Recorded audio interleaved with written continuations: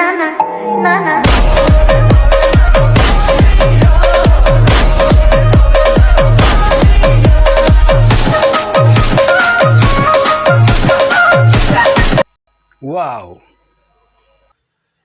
साथीहरु, जस्तो कि तपाईहरुले भिडियोमा देखिसक्नु भएको छ, यदि तपाईहरु पनि यस्तै किसिमको वाटर बिट एनिमेसन वाला भिडियो बनाएर आफ्नो टिकटकमा लगाउन चाहनुहुन्छ भने यो भिडियोलाई अन्तिमसम्म हेर्नुहोला। म यो भिडियो मार्फत सम्पूर्ण कुराहरू तपाईहरुलाई सिकाउने छु।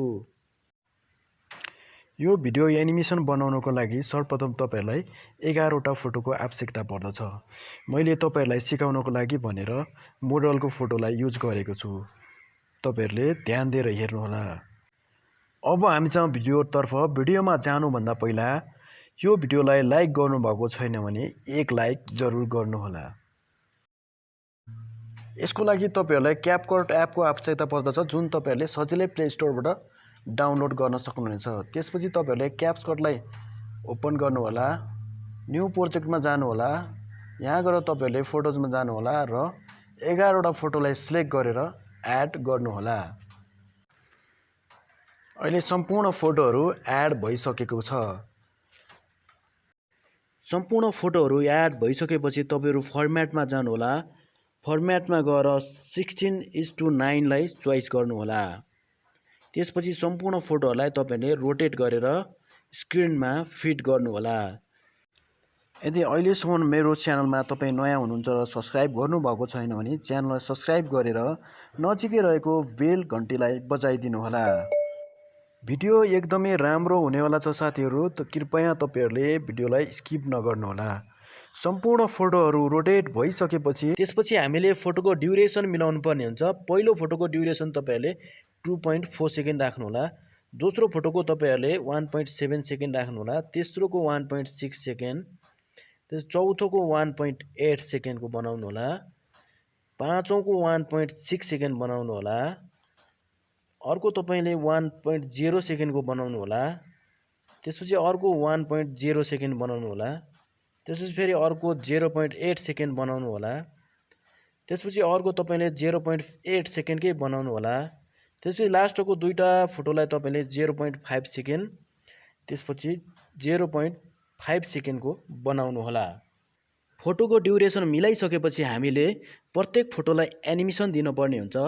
त्यसको लागि फर्स्ट फोटोलाई सिलेक्ट गर्नु होला। सिलेक्ट गरेर तपाईहरुले एनिमेसनमा जानु होला। एनिमेसनमा गएर इन एनिमेसनमा जानु होला।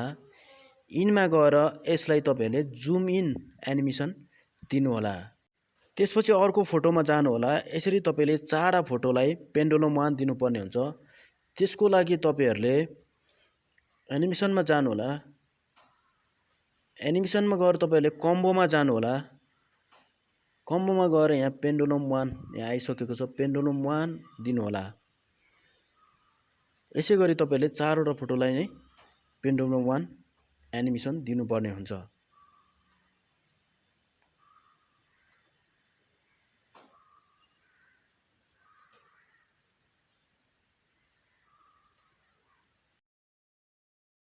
त्यसपछि अर्को 4 वटा फोटोलाई तपाईहरुले पेन राइट दिनु होला। पेन राइट एनिमेसन दिनुपर्ने हुन्छ। यो लास्टमा छ, तपाईहरुले सजिलै देख्न सक्नुहुन्छ। 4 वटा फोटोलाई तपाईहरुले पेन राइट एनिमेसन दिनु होला।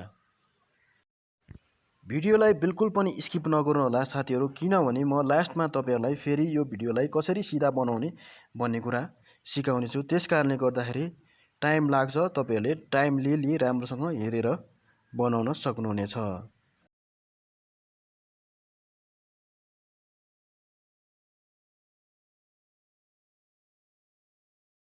यसरी तपाईहरुले 4 वटा फोटोलाई पेन राइट दिइसकेपछि अब तपाईहरुले लास्टको दुईटा फोटोलाई पेन्डुलम 1 नै एनिमेसन दिनुपर्ने हुन्छ। लास्टको दुईटै फोटोलाई तपाईहरुले पेन्डुलम 1 दिनु होला। सम्पूर्ण फोटोहरुलाई एनिमेसन दिइसकेपछि ओके गर्नु होला। यहाँ हेर्न सक्नुहुन्छ साथीहरु, हामीले सम्पूर्ण फोटोलाई एनिमेसन दिइसकेका छौं। अब हामीले यस भिडियोमा ब्याकग्राउन्ड म्युजिक लगाउनु पर्ने हुन्छ, जुन म्युजिक म डिस्क्रिप्सनमा राखिदिने छु। त्यो म्युजिकलाई पनि तपाईहरुले डाउनलोड गरेर लगाउन सक्नुहुनेछ। ब्याकग्राउन्ड म्युजिक लगाउनको लागि तपाईहरु एड अडियोमा जानु होला। एड अडियोमा गएर तपाईहरुले यहाँ गएर आफूले डाउनलोड गरेको भिडियोलाई सिलेक्ट गर्नुहोला। सिलेक्ट गरेर इम्पोर्ट साउन्ड ओन्लीलाई ओके गर्नुहोला। यहाँ देख्न सक्नुहुन्छ साथीहरु ब्याकग्राउन्ड म्युजिक एड भइसकेको छ।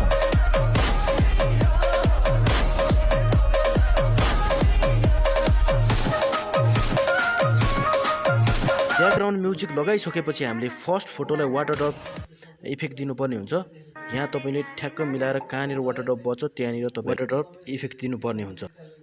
त्यसको लागि तपाईहरुले इफेक्टमा गएर क्लिक गर्नुहोला। इफेक्टमा क्लिक गरेर यहाँ गएर तपाईले पार्टीमा गएर क्लिक गर्नुहोला।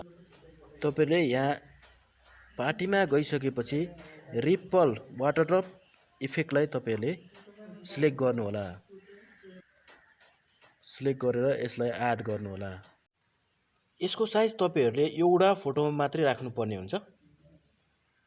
यसलाई एउटा फोटोमा मात्रै मिलाएर राख्नु होला।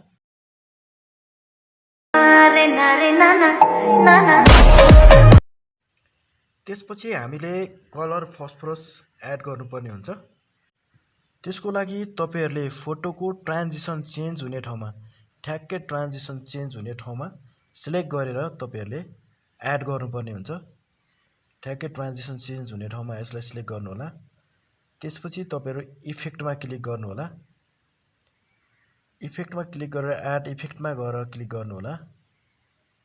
एड इफेक्टमा क्लिक गरेर तपाईले यहाँ ट्रेन्डिङलाई सिलेक्ट गर्नुहोला। ट्रेन्डिङमा भेटिनेछ। यहाँ गएर तपाईहरुले कोलिजन स्पार्कलाई तपाईहरुले चोइस गर्नुहोला। यसलाई सिलेक्ट गरेर तपाईहरुले ओके गर्नुहोला।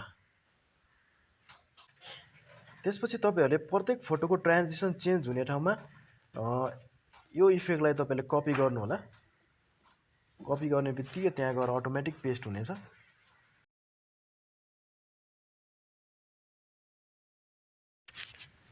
हाम्रो भिडियो कस्तो राम्रो भइसकेको छ तपाईहरुले यहाँ देख्न सक्नुहुनेछ।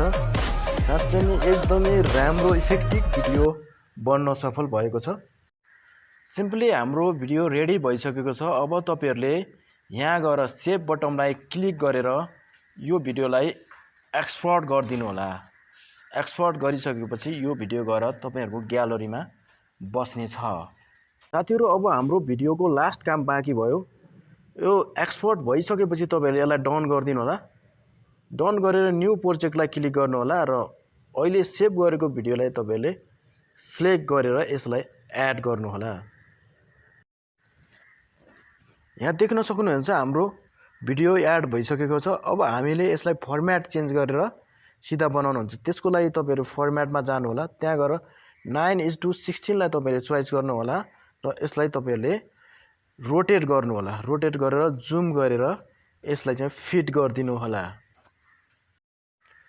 अब हाम्रो photo beet transition video ready भइसकेको छ। अब तपाईहरुले सिम्पली यसलाई सेभ बटनलाई क्लिक गरिदिनु होला र यसलाई एक्सपोर्ट गरिदिनु होला। भिडियो कस्तो लाग्यो प्रतिक्रिया दिनु भने नबिर्सनु होला। आगामी दिनहरुमा कस्तो टाइपको तपाईलाई भिडियो चाहिन्छ त्यो पनि कमेन्ट बक्समा राख्नु होला। आजलाई यति नै।